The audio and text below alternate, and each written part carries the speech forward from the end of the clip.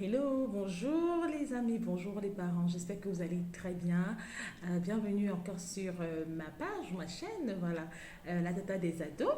Ben, c'est Karine Thérèse, j'espère que vous avez passé un agréable mercredi. Alors, aujourd'hui, on va parler de quelque chose encore de une thématique très intéressante pour aller dans la même lancée que la thématique sur les vacances. Voilà. Je vous ai fait une vidéo la dernière fois où je vous disais, où je vous proposais, n'est-ce pas, de garder vos enfants chez vous.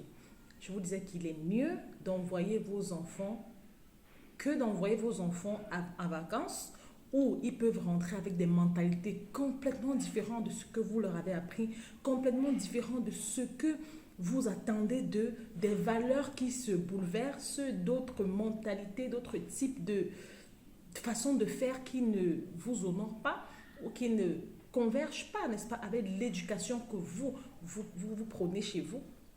C'est mieux de garder les enfants à la maison, d'accord. Mais garder les enfants à la maison ne voudrait pas dire que les enfants vont rester du matin au soir dormir, du matin au soir jouer. Garder les enfants à la maison implique quand même, n'est-ce pas, à faire certaines activités ou certaines pratiques pour que les enfants ne puissent pas s'ennuyer. Jean-Paul Sartre l'a si bien dit, notre grand penseur, le travail éloigne de nous trois grands mots: l'ennui, le besoin et le vice. D'accord. Le travail éloigne de nous trois grands mots: l'ennui, le besoin et le vice. C'est pas que pour les adultes que ça marche également pour les enfants. D'accord. Donc, je vous propose véritablement d'inscrire vos enfants dans des activités de vacances utiles. Cela permettra en sorte que, bien sûr, dans le divertissement ou dans l'apprentissage d'autres choses que l'école, que ce que l'école enseigne, dans l'apprentissage d'autres choses que les chiffres, que les mathématiques, que, je ne sais pas moi, les courbes et tout, ils apprennent autre chose, mais dans le divertissement et dans un autre cadre. Cela va favoriser, n'est-ce pas, leur intégration sociale. Cela va favoriser leur façon de voir les autres, leur façon d'interagir avec les autres et également d'accepter les autres tels qu'ils sont. Cela va faire naître en eux un esprit, n'est-ce pas, de partage, un esprit d'équipe, un esprit également de compétition, mais de compétition positive.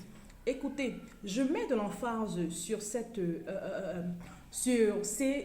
vacances utiles, sur le fait d'imprégner les enfants dans les activités et ne pas laisser leur mémoire cuire à la maison à longueur de journée au travers des séries novelas ou alors des chaînes manga, des TG et autres. D'accord.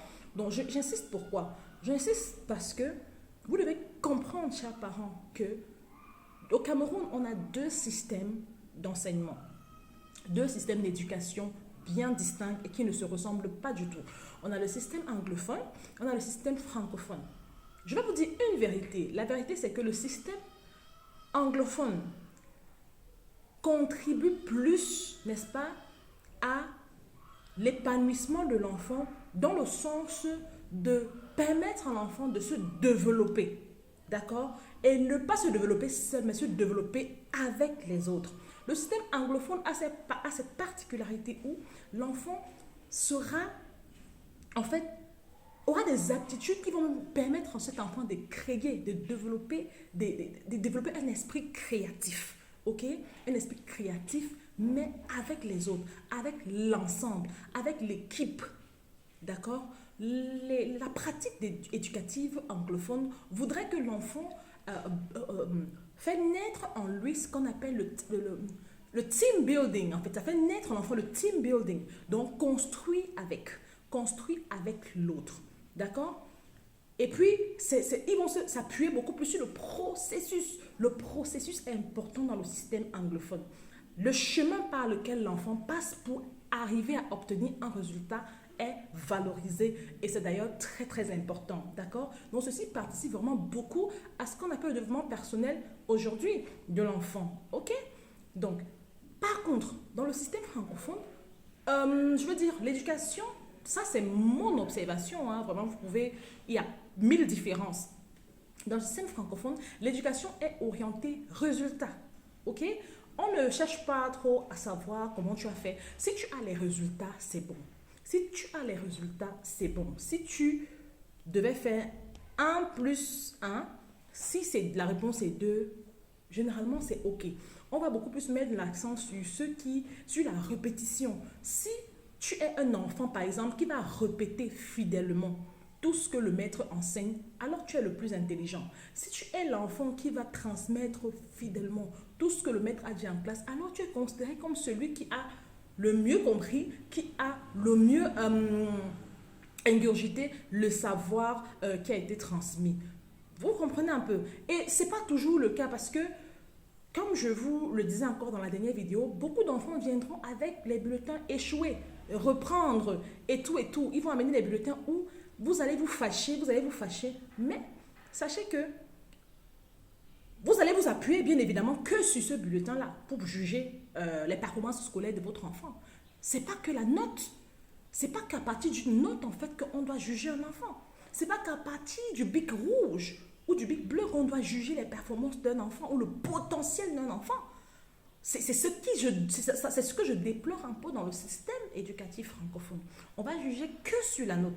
On va voir que l'enfant a du potentiel qu'à partir de la note. Vous comprenez? Et puis, on fait grandir, je ne sais pas si c'est de manière consciente ou inconsciente, l'esprit d'individualiste. Le système francophone est individualiste.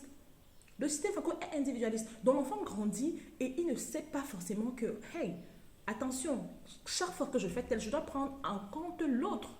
Je dois prendre en compte celui qui est à côté de moi. Donc, à côté du système francophone qui va prôner le common, ok? Le common wealth, common everything, common knowledge, common world, common being, ok?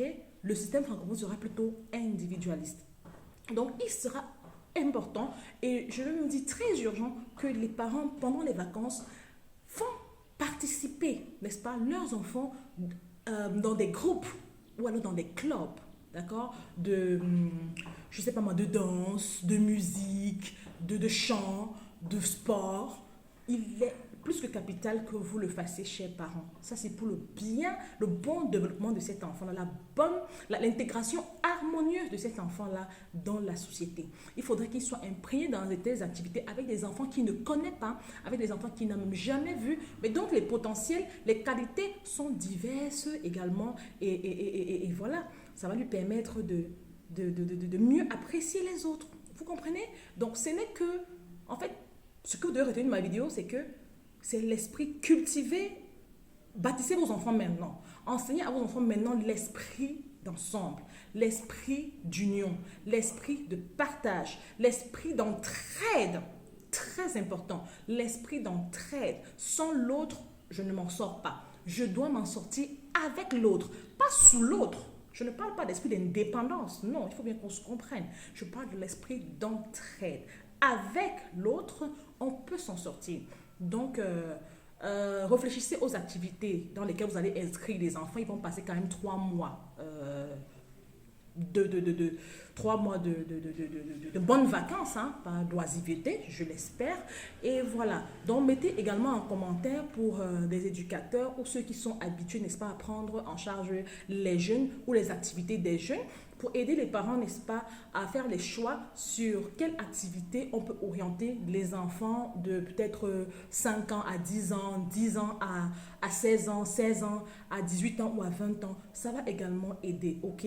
Vacances utiles, très important pour le développement personnel de votre enfant. Très, très, très important. Je sais qu'il y a des parents qui prennent les vacances des enfants, c'est le temps. Ça devient le temps où on va faire travailler toute la journée, tout ce que tu pars au marché, toi la maman, tu prépares.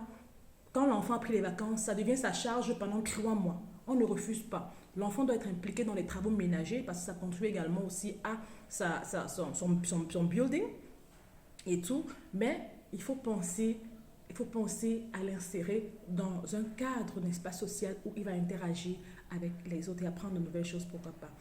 Alors, c'était Karine Thérèse. Partagez cette vidéo aux voisins pour que, voilà, ils puissent également entendre le bon sens qui est diffusé dans cette vidéo. D'ici à là, je vous souhaite une bonne journée et portez-vous bien.